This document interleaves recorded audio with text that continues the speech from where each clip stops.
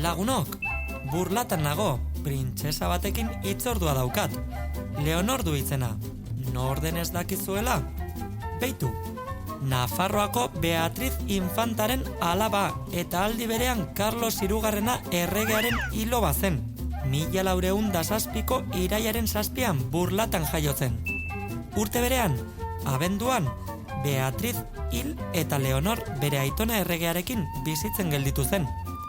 16 urte zituelarik, bere aita Hungriako, Jerusaleneko, Napoleseko eta Siziliako erregearekin bizitzera joan zen. Geroago, Leonor Bernarte Armainakekin eskondu eta beti burlatako herria bere bihotzean izan zuen. Gaur egun, erraldoi konpartsaren barruan ibiltzen da dantzan.